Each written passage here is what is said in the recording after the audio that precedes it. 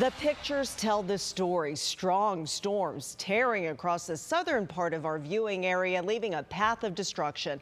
A mobile home park in Carroll County sustained major damage. At least one home was ripped right off of its foundation. Fortunately, no reports of anyone hurt. Meanwhile, people in Canton were sharing snaps of the heavy rain and hail coming down earlier tonight. That strong line of storms also brought wind gusts that knocked down trees and pulled down power lines in Akron. These pictures sent in from viewer Dan in Firestone Park.